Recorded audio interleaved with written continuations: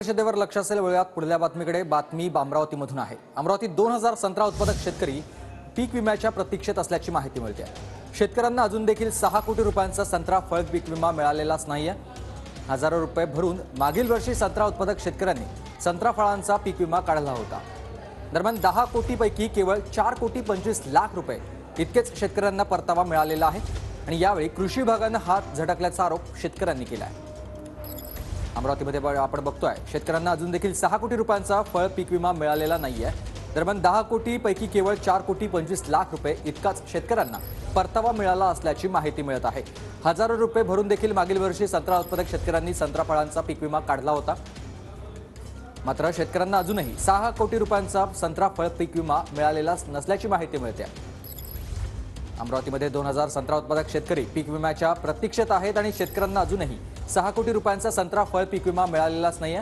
हजारो रुपये भरून मागील वर्षी संत्रा उत्पादक शेतकऱ्यांनी संत्रा फळांचा पीक विमा काढला होता।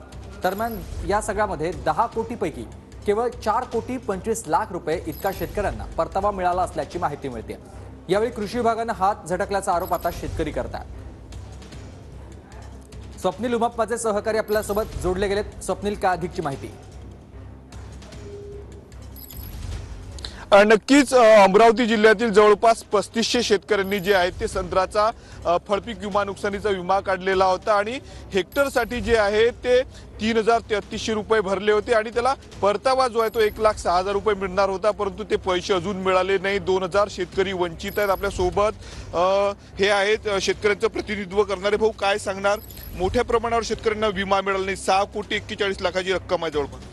मी पुष्पक खापरे, जिल्हास्तरीय फळपीक विमा समिती अमरावती जिल्हा। मागील वर्षी 2022-23चा रिलायन्स जनरल इन्शुरन्स कंपनीचा विमा शेतकऱ्यांनी काढला होता। त्याच्यातल्या 3500 शेतकऱ्यांपैकी फक्त यांनी 1000 शेतकऱ्यांना वाटप केला। 2500 शेतकऱ्यांना 6 कोटी 87 लाख रुपयाचं वाटप करणं अजून बंद बाकी आहे।